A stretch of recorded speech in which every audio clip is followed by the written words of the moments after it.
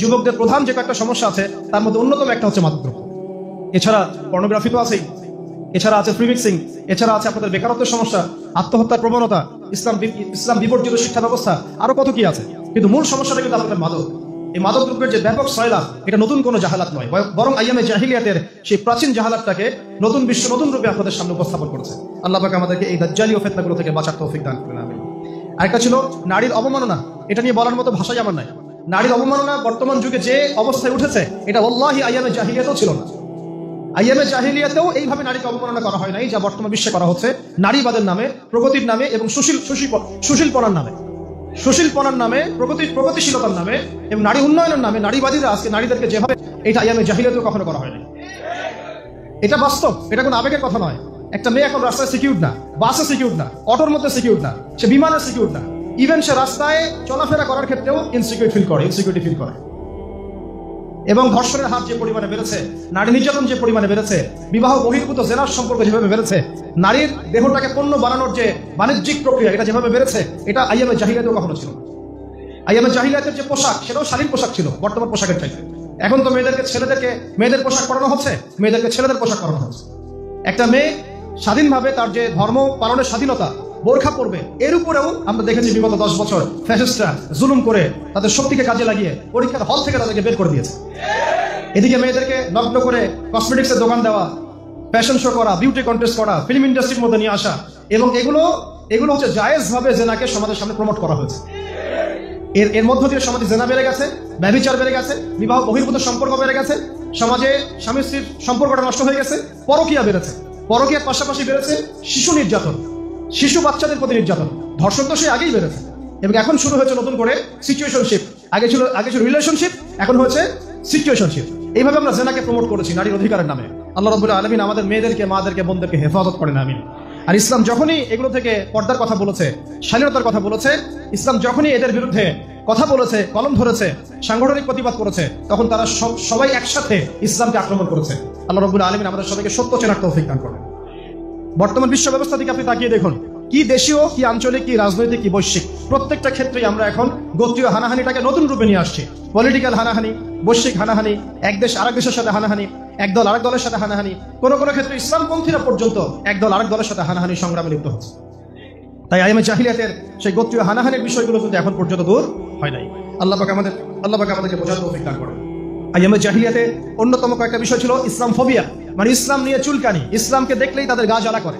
দাড়ি, টুপি, পাগড়ি, জুব্বা, কালিমা লা ইলাহা ইল্লাল্লাহ, রিসালাত মুহাম্মাদুর রাসূলুল্লাহ, আখিরাত, কোরআন, সুন্নাহ, এই প্রত্যেকটা বিষয় নিয়ে আজও তাদের অন্তর জ্বালা করছে। আবু জাহেল, আবুল আহমদ বা শাইবাদের সেই উত্তরসূরিরা এখন পর্যন্ত কিন্তু শেষ হয় নাই। আমরা দেখতে পাচ্ছি তারা নতুন রূপে এই বাংলা জমিনেও ইউটার্ন করেছে, ব্যাক করেছে।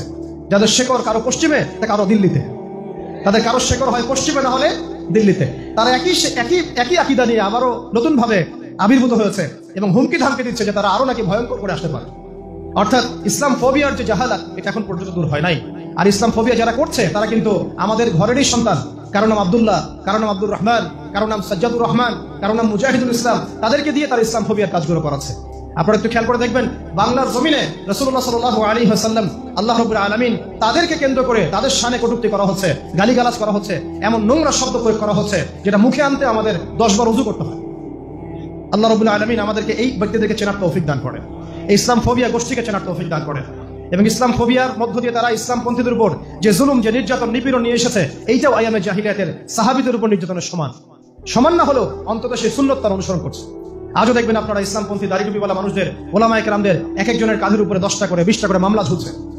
কেউ গুম হয়েছিল, কেউ খুন হয়েছে, কেউ ক্রসফায়ারে গিয়েছে, কারো পরিবারের উপর জুলুম এসেছে, নির্যাতন এসেছে, কারো অর্থ সম্পদ দূর করা হয়েছে, কারো তো স্ত্রীকে রোজা ভাঙিয়ে ধর্ষণ পর্যন্ত করা হয়েছে, কারো স্ত্রীকে রোজা ভাঙিয়ে ধর্ষণ পর্যন্ত করা হয়েছে। এগুলো কোনো ব্যক্তির প্রতিকৃতি নয়। আমি বারবার বলছি, এগুলো কোনো ব্যক্তির প্রতিকৃতি নয়, এগুলো হচ্ছে পুরো একটা জালেম সিস্টেমের প্রতিকৃতি। এগুলো নির্দিষ্ট কোনো ব্যক্তির উদাহরণ, নিদর্শন নয়, বরং একটা সিস্টেমের নিদর্শন। এরকম ব্যক্তি একজন নাই, হাজার হাজার হাজার হাজার আছে এই সিস্টেমের মধ্যেই। এখন পর্যন্ত তারা বহাল পদে, এখন পর্যন্ত বহাল তরবিয়তে তারা বহাল পদে আছে এবং অপেক্ষা প্রহর গুনছে যে কবে এইসব দিন চলে যাবে, আবারও সেই জাহালাত ফিরে আসবে। তারা নতুন রূপে এসে, ভয়ঙ্কর রূপে এসে আমাদের উপর আবার আগ্রাসী মনোভাব চালাবে, আগ্রাসী ভূমিকা রাখবে। ইসলাম এটা তাদের, ওয়াল্লাহি এটা তাদের গোপন সিক্রেট। ওয়াল্লাহি এটাই তাদের গোপন এজেন্ডা, গোপন মিশন, যেটা আমরা অনেক সময় বুঝেও বুঝি না, দেখেও দেখি না, বা অনুধাবন করার সক্ষমতা আমাদের থাকে না। আল্লাহর ওয়াস্তে আমরা যেন এমন কোন জালেম শক্তিকে ভবিষ্যতে কোনো স্পেস না দেই, জায়গা না দেই, এই ব্যাপারে আমাদের সবাইকে সচেতন থাকতে হবে। আল্লাহ আমাদের তৌফিক দান করেন। সর্বশেষ কথা হচ্ছে, ওই সময় নবী সাল্লাল্লাহু আলাইহি ওয়াসাল্লাম সাহাবীদেরকে, মুসলিমদেরকে তারা সামাজিকভাবে কোণঠাসা করত, বয়কট করত এবং জুলুম নির্যাতন করত। এই কয়েকটা পয়েন্ট যদি আপনি মিলিয়ে নেন, তাহলে দেখবেন এই শিরক, এই রিবা, এই কুফর, মূর্তি পূজা বা ওসিলা পূজা, অথবা এই মাদক বা নারীর অবমাননা বা গোত্রীয় হানাহানি বা মানব রচিত তন্ত্রমন্ত্র, অথবা আপনি ইসলাম ফোবিয়া, ইসলামপন্থীদের উপর জুলুম নির্যাতন, রাসূলকে গালিগালাজ করা, মুসলিমদেরকে বয়কট করা, এর কোনো জাহালাত বর্তমান বিশ্বে দূর হয় নাই, বর্তমান রাষ্ট্রে দূর হয় নাই, আমাদের সমাজেও দূর হয় নাই। তাই এগুলোকে যদি চিরতরে দূর করতে চাই, তাহলে আমাদের উচিত হবে নবী সাল্লাল্লাহু আলাইহি ওয়াসাল্লামের পবিত্র সিরাত অনুযায়ী আমাদের পথ চলা। এখন কিভাবে আমরা সিরাত অনুযায়ী পথ চলবো, কিভাবে ধাপে ধাপে আমরা ওহীর জ্ঞানে আলোকিত হব, কিভাবে আমরা সমাজ বিনির্মাণ করব, কিভাবে দাওয়াত দিব, কিভাবে তাবলীগ করব, কিভাবে ঐক্যবদ্ধ হব, প্রয়োজনে কিভাবে জুলুম সহ্য করব, হিজরত করব, প্রয়োজনে কিভাবে মদিনার রাষ্ট্র কায়েম করব, প্রয়োজনে কিভাবে গজওয়া সারিয়ায় শরীক হব, প্রয়োজনে কিভাবে আবার মক্কা বিজয়ের সেই মিশনে লিপ্ত হব, নিজেদেরকে আত্মনিয়োগ করব, এই প্রত্যেকটা প্রসেস বোঝার জন্য আজকের এই সিরাত সম্মেলন।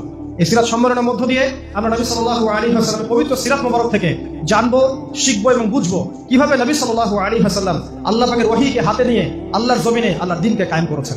এটা জানতে হবে না ভাই? জানার দরকার আছে না? এই জানার জন্যই আজকের এই আয়োজন। ইনশাআল্লাহ তাআলা আমরা বরেণ্য উলামায়ে কেরামদের মুখ থেকে ধাপে ধাপে ধারাবাহিকভাবে নবী সাল্লাল্লাহু আলাইহি ওয়াসাল্লামের উত্তম আখলাক, তার চরিত্র, তার সুন্নাহ, তার দাওয়াত, তার তাবলীগ, তার জিহাদ, তার হিজরত, তার মক্কা বিজয়, তার বিদায় হজ, এই পুরো প্রসেসটা আমরা ইনশাআল্লাহ আজকে জানবো ইনশাআল্লাহ। আপনাদের কি তারা আছে? যদি রাত 10টা বাজে থাকবেন তো ইনশাআল্লাহ, 12টা বাজতে থাকবেন তো ইনশাআল্লাহ। আল্লাহ পাক আমাদের সবাইকে রাসূলের সৈনিক হিসেবে কবুল করে নেন, আমিন। আজকের এই সিরাত সম্মেলনে আমাদের